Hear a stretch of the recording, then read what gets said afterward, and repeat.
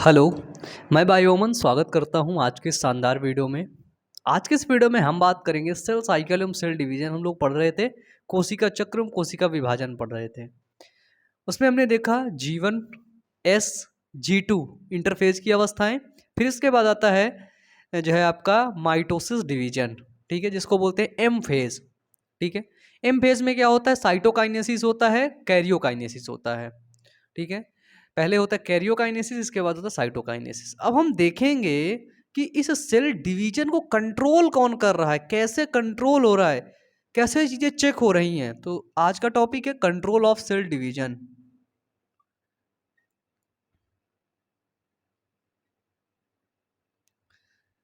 हिंदी से लिखिएगा कोशिका चक्र का नियंत्रण।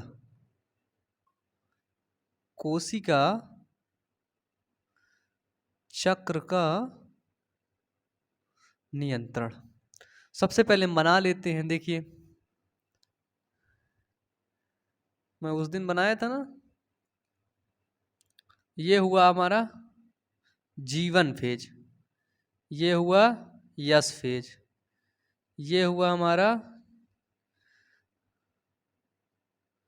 थोड़ा सा बड़ा कर देते हैं ना, तो ये हुआ हमारा G2 फेज, है ना। G1 फेज में सबसे ज़्यादा समय लगता है, इस फेज में कम, फिर जो है कम समय G2 फेज में। फिर इसके बाद आता है हमारा cytokinesis, prophase, metaphase, anaphase, telophase. ठीक है,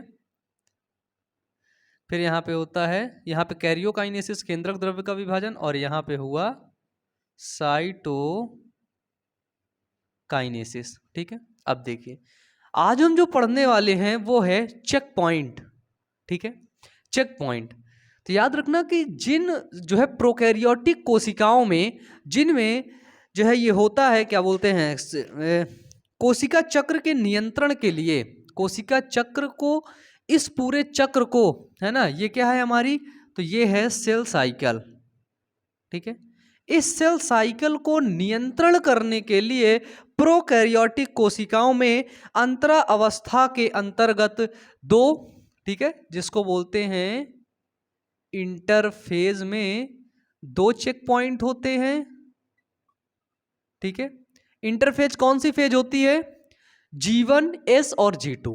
G1 S और G2 कौन सी फेज? इंटरफेज। ठीक है, और मेटाफेज अवस्था में, और मेटाफेज अवस्था में एक चेक पॉइंट होता है। यानी कि यदि यहां से जीवन में क्या होता है, सेल ग्रोथ कर रही होती है ना, सेल ग्रोथ करती है, तो उसमें क्या होता है, सेल ग्रोथ कर रही होती है। उसके बाद जब सेल यस फेज में उतरती है ना, तभी यहां पर एक चेक पॉइंट है, जिस चेक पॉइंट को बोलते हैं G1 चेक पॉइंट। ठीक है, क्या बोलते हैं? G1 check point. फिर इसके बाद जब जब सेल G2 फेज से कैरियोकाइनेसिस में जा रही होती है, तो यहां पर भी एक चेक पॉइंट होता है, जिसको बोलते हैं G2 चेक पॉइंट। ठीक है, तो अब आप लोगों की हेडिंग बनेगी, सबसे पहला जो चेक पॉइंट है वो है G1 चेक पॉइंट। मैं थोड़ा सा छोटा लिख रहा हूं क्योंकि यहां पे मुझे छोटा लिखना ही पड़ेगा।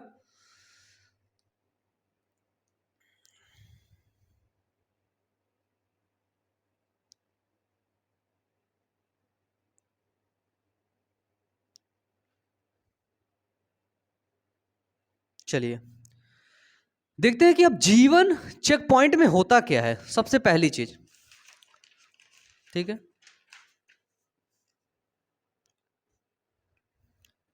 ये जो G1 चेक पॉइंट होता है, ये जीवन उपावस्था के, जीवन उपावस्था के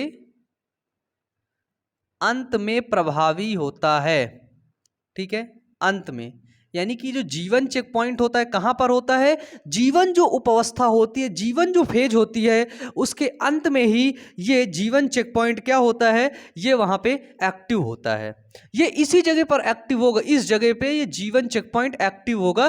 क्या चेक करेगा कि जो यहां पे चीजें हुई हैं, कोशिका में जो बदलाव हुए हैं, क्या वो सही हैं या फिर नहीं, वो ये चेक करेगा जीवन चेक पॉइंट में।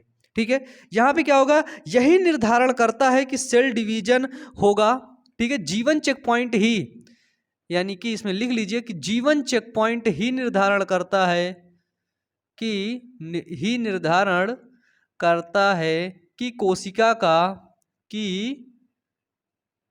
कोशिका का विभाजन होगा, सेल डिवीजन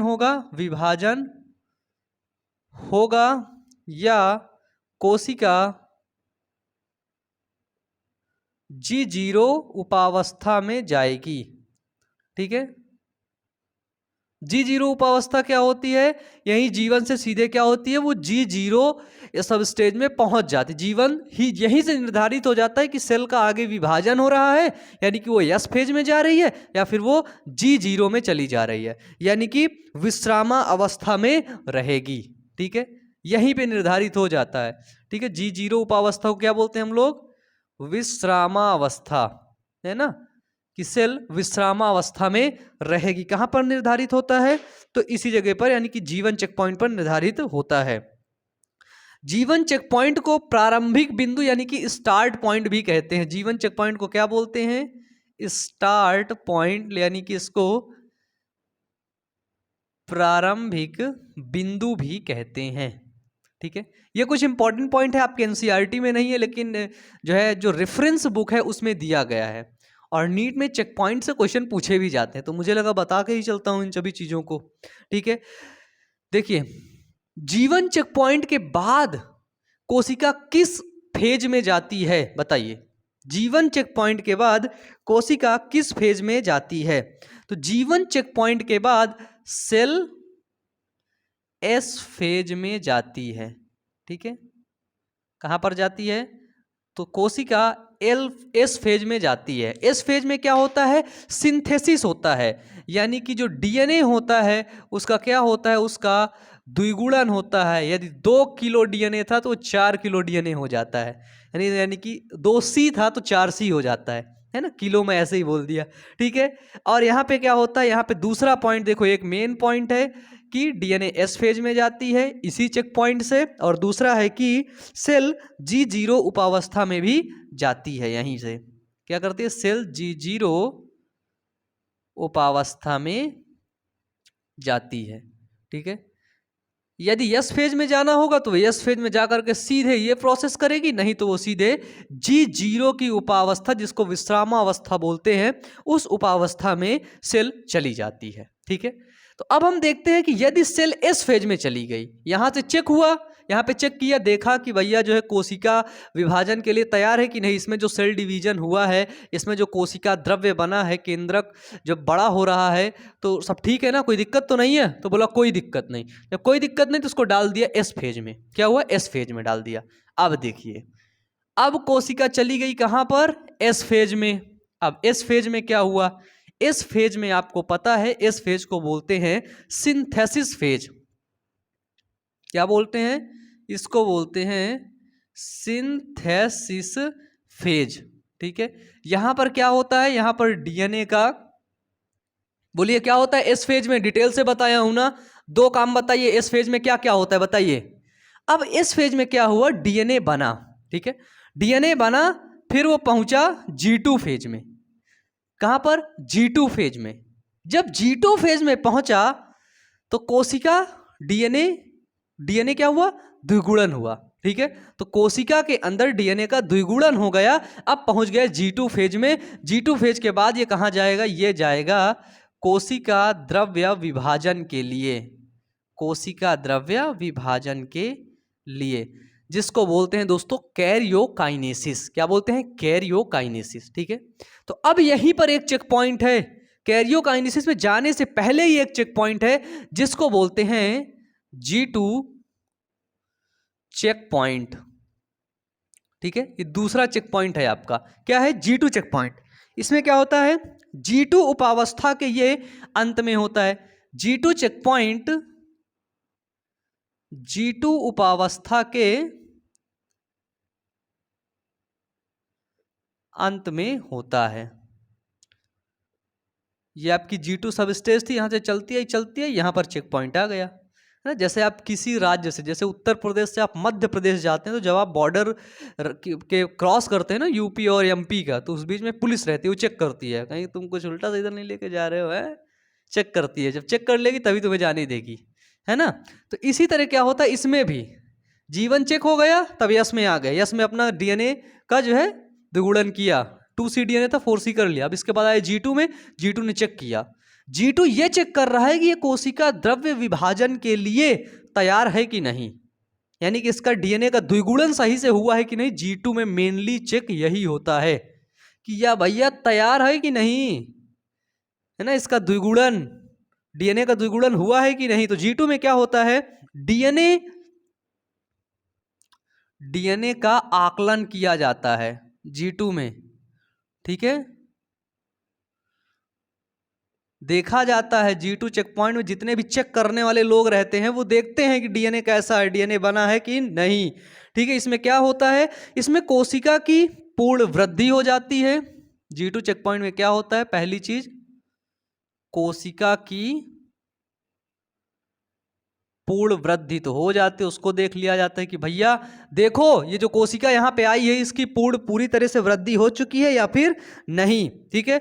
और इसमें बाह्य परिस्थिति को भी देखा जाता है, ठीक है, बाह्य परिस्थितियों को देखा जाता है, और कि भैया बाहर, सेल के बाहर की कंडीशन क्या है, सही है ना, कैरियोकाइनेसिस में जाने के लिए बाहर की परिस्थिति को देख लिया, कोशिका की देख लिया कि जो सेल है वो पूरी तरह से वृद्धि की है कि नहीं, और देख लिया जाता है इसके डीएनए द्विगुणन को, ठीक है, डीएनए द्विगुणन को, कि इसका डीएनए का जो द्विगुणन हुआ है, ठीक है, डीएनए द्विगुणन सही प्रकार से हुआ है या नहीं, सही प्रकार से हुआ है या नहीं। देखिए अगर डीएनए का द्विगुणन, सुनिएगा, अगर डीएनए का द्विगुणन सही प्रकार से हुआ है तो कोशिका टप से चली जाएगी किसमें, कैरियोकाइनेसिस में, ठीक है, कोशिका द्रव्य विभाजन में तुरंत चली जाएगी, तुरंत, एको सेकंडों नहीं लेगी, चली जाएगी, है ना। लेकिन अगर डीएनए का द्विगुणन यानी कि रेप्लिकेशन सही तरीके से नहीं हुआ ना, तो यहीं से इसको वापस कर देगा। G2 फेज में जो पुलिस वाले खड़े रहते हैं ना, सीधे कोशिका को वापस भेजेंगे कहाँ पे, S फेज में, सीधे भेज देंगे। जैसे सांप सीढ़ी वाले में गेम में नहीं चलता है, जैसे गोटी सांप के मुंह में चली गई तो सीधे उसकी पूंछ से नीचे आ गई, सीधे यहाँ चेक किया डीएनए कितना है, बोला 3C है, बोला 4C बोले थे ना, 1C कहाँ है, बोला 1C तो बना ही नहीं, बोला चल निकल निकल, तुरंत निकल, तुरंत उसको अपनी गाड़ी में बैठा के सीधे छोड़ देता है इस फेज में, जा 1C और बना के ला, 4C होगा तभी जाने दूंगा, नहीं तो नहीं जाने दूंगा, ठीक है। ये करता है G2 फेज, ठीक है, मेनली इसका यही काम होता है। और अगर डीएनए का द्विगुणन सही प्रकार से नहीं होता है तो G2 फेज में क्या होता है, G2 फेज सीधे कोशिका को भेज देता है कहां पर, M फेज में, ठीक है। डीएनए रेप्लिकेशन में अगर त्रुटि होती है तो सेल वापस से यस उपावस्था में चली जाती है, कोई भी त्रुटि होगी, चेक पॉइंट में चेक हुआ, त्रुटि है, सीधे वो यस फेज में चली गई, ठीक है। तो ये है आपका G1 और G2 फेज, जो कि इंटरफेज की दो इंटरफेज में 2 चेक पॉइंट होते हैं, G1 check point, G2 check point, ठीक है। देखिए कंफर्म हो गया, बताइए, ठीक है। अब एक चेक पॉइंट आता है आपका जिसको बोलते हैं हम लोग M चेक पॉइंट, और वो है मेटाफेज का चेक पॉइंट, ठीक है। अब यहाँ पे कैरियोकाइनेसिस हुआ, मैं कैरियोकाइनेसिस में आपको बार बार बता रहा था, अवस्था, प्रोफेज, मेटाफेज, एनाफेज, टीलोफेज, ठीक है। फिर यहाँ पे साइटोकाइनेसिस, तो जब प्रोफेज, मेटाफेज, एनाफेज, टीलोफेज हो जाता है तो यहाँ पर भी ये होता है, फिर साइटोकाइनेसिस होता है, फिर साइटोकाइनेसिस के बाद जैसे कोशिका ये यहाँ पे आ गई, ठीक है, ये कोशिका बन गई, ठीक है। अब ये कोशिका किस फेज में है, ये कोशिका है दोस्तों G1 फेज में, किस फेज में है, G1 फेज में है। तब यहां पे आता है कौन सा चेक पॉइंट, तो यहीं पर आता है दोस्तों यम चेक पॉइंट, कौन सा, यम चेक पॉइंट, बहुत सिंपल है ना, बहुत सिंपल है, बस इसको ध्यान से समझना है बस, ठीक है, ध्यान से समझना है।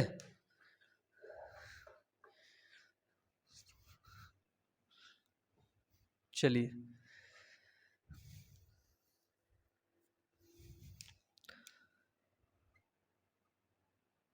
विभाजन की मेटाफेज उपावस्था में यम चेक पॉइंट होता है,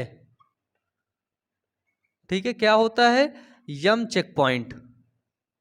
कोशिका विभाजन की मेटाफेज उपावस्था में क्या होता है, एम चेक पॉइंट होता है। ठीक है, यहां पे सेल क्या कर रही होती है, सेल डिवीजन करती है, सेल डिवीजन कंप्लीट होता है। ठीक है, यहां पे क्या होता है, कोशिका विभाजन, जब भी यहां पर देखो प्रोफेज, मेटाफेज, एनाफेज, टीलोफेज, ठीक है, कोशिका विभाजन की वहां पर क्या होती है, समाप्ति होती है। ठीक है, वहां पर क्या हुआ, सेल डिवीजन का एंड हुआ, कहां पर, टीलोफेज में। ठीक है, जब क्या होता है, यहां पर क्या होता है, यहां पर कोशिका विभाजन की समाप्ति, कोशिका का दो संतति कोशिकाओं में विभाजन। ठीक है, कोशिका का दो डॉटर सेल में विभाजन, कि किस प्रकार से एक से दो कोशिकाएं बन गई हैं। ठीक है, इसके बाद तथा G2 फेज के शुरू होने, 1 सेकेंड,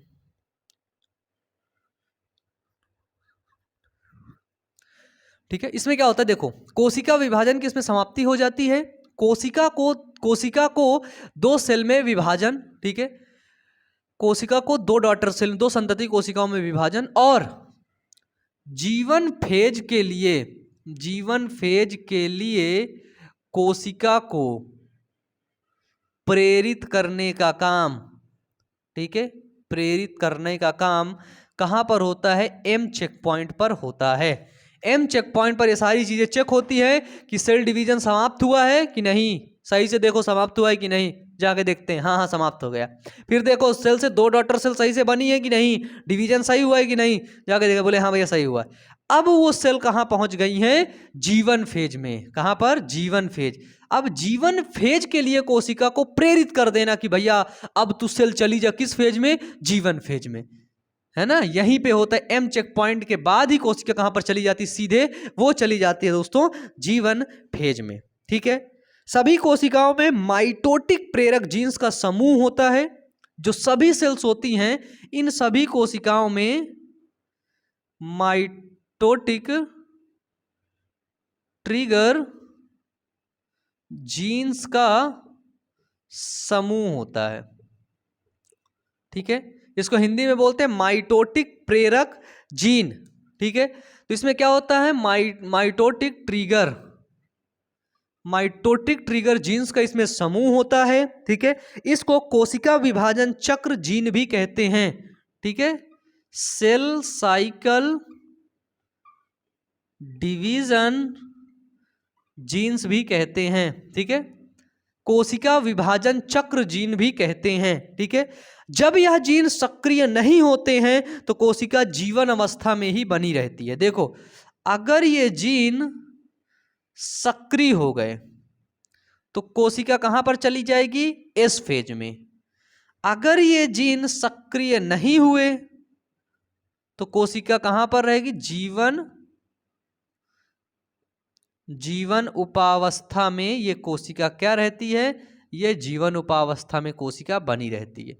ये जो जीन है यही सक्रिय होते हैं, ये सभी कोशिका में पाए जाती है। ये कोशिका है, ये केंद्रक है, यहां पर ये जीन पाए जा रहे हैं। ठीक है, अब यही जीन का सक्रिय होना अगर हो गए तो यस फेज में चला गया। ठीक है, यहां पर एक खास तरह का जीन है जिसको बोलते हैं P53 जीन। कौन सा जीन है, तो P53 जीन ये क्या करता है, ये केंद्रक में पाया जाता है और ये आपका न्यूक्लियस में पाया जाता है और ये कुछ ऐसी प्रोटीन का निर्माण करता है। किसका निर्माण करता है, protein.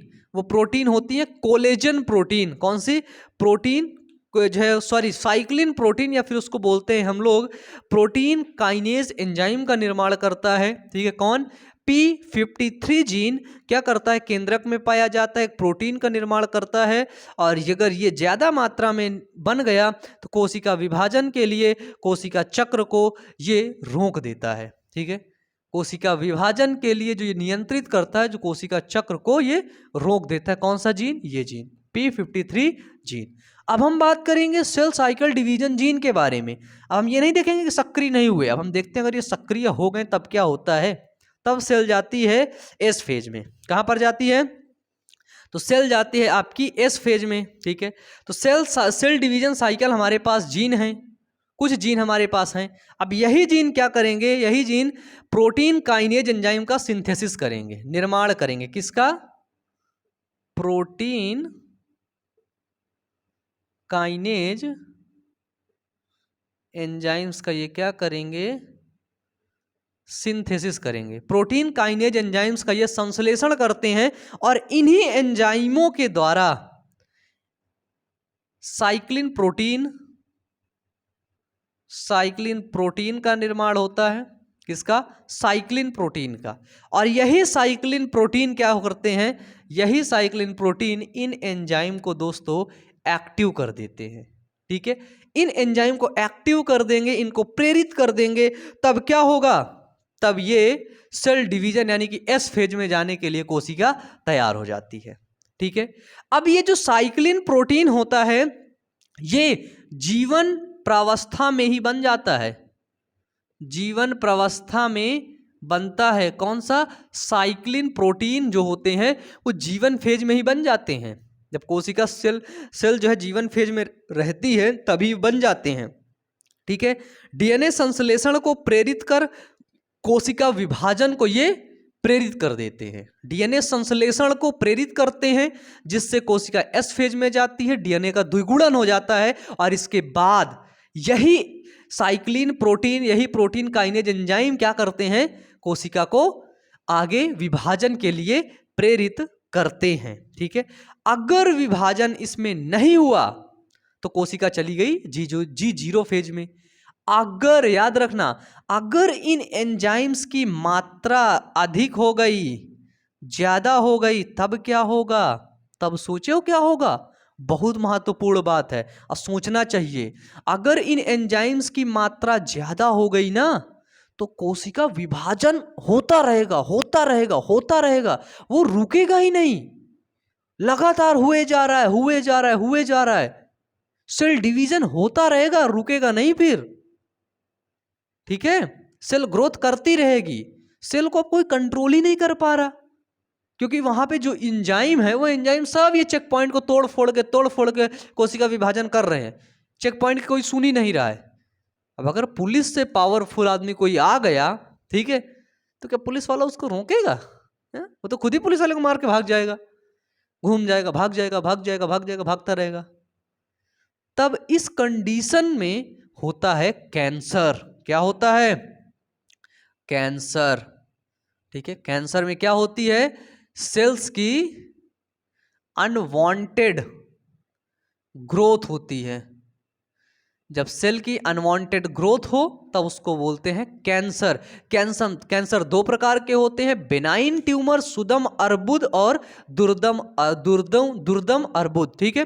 Benign tumour and malignant tumour, ये जब human health and disease chapter है ना उसमें डिटेल से पढ़ेंगे हम लोग, लेकिन वो क्लास 12th में है ना, वहीं पे पढ़ना, ठीक है। तो ये पॉइंट थे आपके, ठीक है। अगर कोशिका का ज्यादा विभाजन होने लगा तो कैंसरस सेल जो है, कैंसर क्या करता है? कैंसर हो जाता है सेल में, और सेल में जीन्स सदैव सक्रिय रहते हैं। अगर सेल में, इस कोशिका में ये जीन अधिक हो गए या फिर ज्यादा मात्रा में सक्रिय होने लगे तो क्या हो जाता है? उस स्टेज को बोलते हैं कि ये कैंसर हो जाता है। तो हमने क्या पढ़ा? हमने 3 फेज देखी, एक जीवन check point, G2 check point और M चेक पॉइंट। मुझे उम्मीद है ये सारे चेक पॉइंट आपको क्लियर होंगे। अब नेक्स्ट क्लास में जाने से पहले अब हम लोग देख लेते हैं एम फेज, माइटोटिक फेज के बारे में। मिटा दूं इसको, चलिए।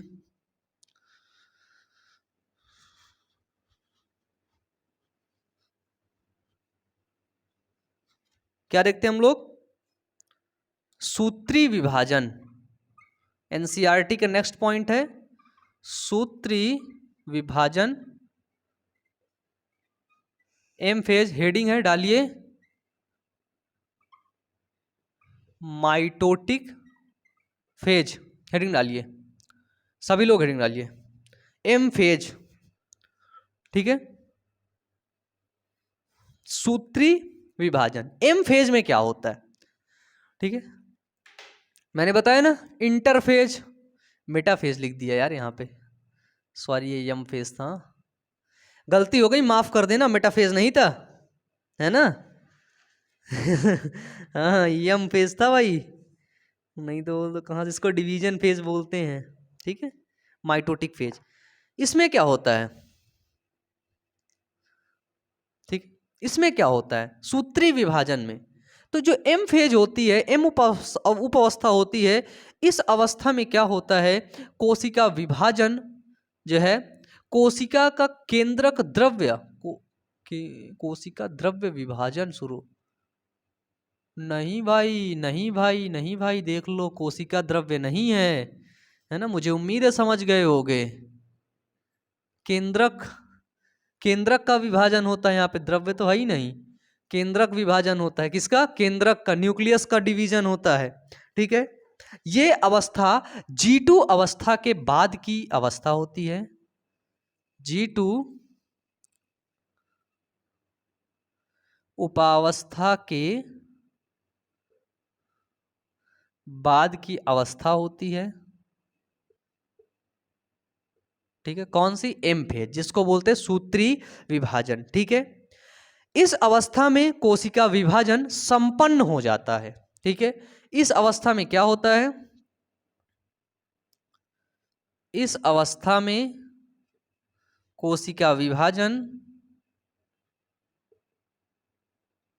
कोशिका विभाजन संपन्न होता है, ठीक है। यम फेज में क्या होता है, सेल डिवीजन कंप्लीट हो जाता है। कोशिका जो है, कोशिका चक्र जो चल रहा है, ये जो सेल साइकिल चल रहा है, ठीक है, कोशिका चक्र के कुल समय का 5 से 10% का समय लगता है, 5 से 10% का, कोशिका चक्र के कुल समय का 5 से 10% का समय किसमें लगता है, तो वो लगता है एम फेज में, यानी कि सूत्री विभाजन में, ठीक है। इसमें क्या होता है, इसमें जनक व संतति कोशिकाओं में सूत्री विभाजन, जनक व संतति कोशिकाओं में गुणसूत्रों की संख्या बराबर होती है, ठीक है। इस सूत्री विभाजन में क्या होता है, जैसे जनक है, जनक से जो संतति कोशिका बन रही है, जनक से संतति कोशिका में गुणसूत्रों की संख्या बराबर हो रही है इसमें, ठीक है, गुणसूत्रों की संख्या बराबर है, इसलिए इसे सम विभाजन भी कहते हैं। कौन सा विभाजन, इसलिए इसे सम विभाजन भी कहते हैं, ठीक है। तो ये था सूत्री विभाजन। अब सूत्री विभाजन में यानी कि माइटोटिक फेज के में हम लोग अब पढ़ेंगे माइटोसिस फेज। कौन सी फेज, बोलो मेरे साथ एक बार, बोलो बोलो बोलो बोलो, माइटोसिस फेज। माइटोसिस फेज को क्या बोलते हैं, सूत्री विभाजन। मिटा दूं, चलो लिखना है तो लिख लो। अब हम लोगों का मेन पॉइंट है जो अब हम लोग पढ़ने वाले हैं, उसको बोलते हैं माइटोसिस फेज, यानी कि सूत्री विभाजन, समसूत्री विभाजन भी इसे बोल सकते हैं, ठीक है। सूत्री विभाजन, अब हम लोग इसको पढ़ेंगे, सूत्री विभाजन को। सूत्री विभाजन के 4, अब इसे आज ही पढ़ाएं।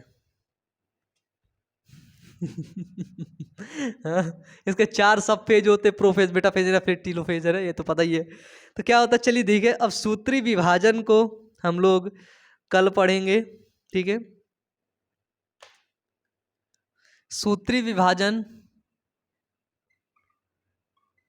यूकैरियोटिक जीवों की, ठीक है, कायिक कोशिका में होता है,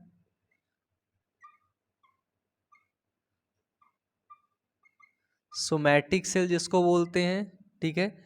सूत्री विभाजन जीवों में जनन कोशिका में नहीं होता है, याद रखना, किसमें, जनन कोशिका में नहीं होता है, ये सिर्फ होता है किसमें, कायिक कोशिका में होता है सूत्री विभाजन। इसके फलस्वरूप जनक कोशिका 2 समान संतति कोशिका में विभाजित होती है, ठीक है। क्या होता है, तो इसके फलस्वरूप जनक कोशिका दो समान संतति कोशिका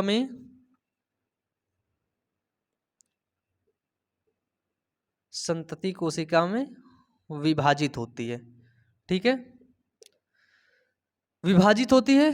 और एक चीज और, ठीक है, जैसे ये एक जनक कोशिका है, अब इसका विभाजन हुआ तो ये दो समान संतति कोशिका में विभाजित हुआ। और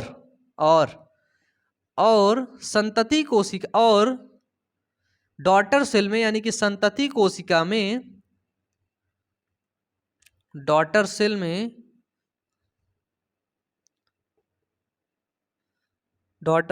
गुणसूत्रों की संख्या समान रहती है। ये इसका इंपॉर्टेंट पॉइंट है समसूत्री विभाजन का। ठीक है, अगर इसमें 46 क्रोमोसोम है तो इसमें भी 46 होंगे और इसमें भी 46 क्रोमोसोम ही होंगे, यानी कि नंबर ऑफ क्रोमोसोम क्या रहते हैं, इनमें नंबर ऑफ क्रोमोसोम बराबर रहते हैं। ठीक है, माइटोसिस अवस्था को, इस माइटोसिस फेज को दो भागों में बांटा गया है। ठीक है, 1 और 2। पहले में होता है केंद्रक विभाजन। ठीक है, पहले में क्या होता है, तो वो होता है केंद्रक विभाजन।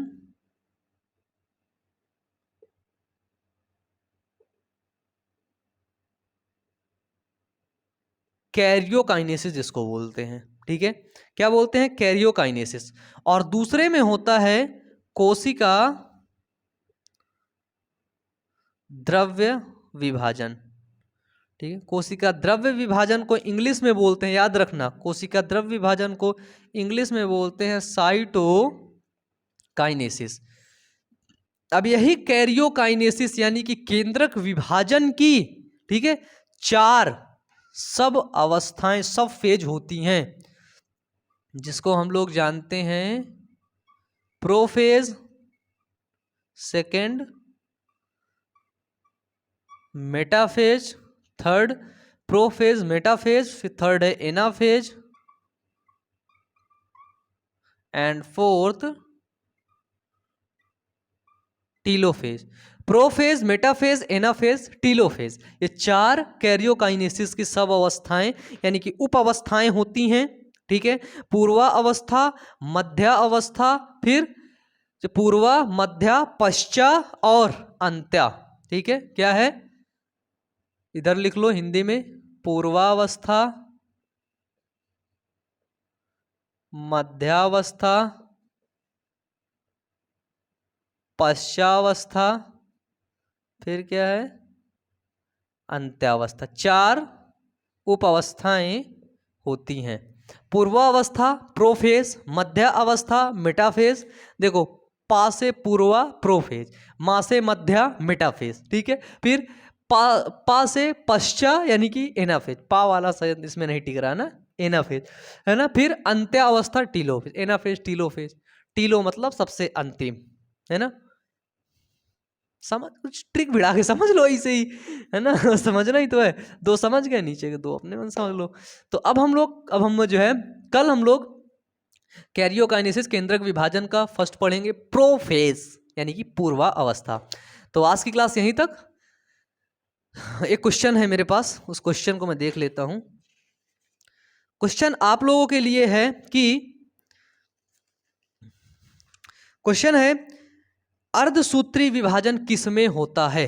अर्धसूत्री विभाजन किसमें होता है, 4 ऑप्शन है आपके पास। पहला परागकण में, दूसरा पराग नलिका में, तीसरा पराग मात्र कोशिका में, चौथा जनन कोशिका में। ये पहला क्वेश्चन है। दूसरा क्वेश्चन है कि न्यूक्लियस की खोज किसने की। बहुत अच्छा क्वेश्चन, बहुत अच्छा। न्यूक्लियस की खोज किसने की ये बताओ। तीसरा क्वेश्चन आप लोगों के लिए मेरा है कि न्यूक्लियोसोम की खोज किसने की थी। ये तीनों क्वेश्चन का जवाब नीचे कमेंट बॉक्स में सभी लोग देंगे। ठीक है, गूगल से ढूंढ के तुरंत लिखो, अभी लिखो, क्योंकि अभी नहीं लिखोगे ना तो जब एग्जाम में आएगा ना तब क्या लिख के आओगे, इसलिए अभी लिखो। ठीक है, न्यूक्लियोसोम की खोज किसने की, 4 option, pallid, Fontana, Robert brown, Robert Hooke नामक वैज्ञानिक ने। तो चलिए आज की क्लास यहीं तक, मिलते हैं नेक्स्ट क्लास में। तब तक के लिए पढ़ते रहिए, मेहनत करते रहिए, जहां भी रहिए स्वस्थ रहिए, हंसते रहिए और हंसाते रहिए। Wish you all the best. Thank you.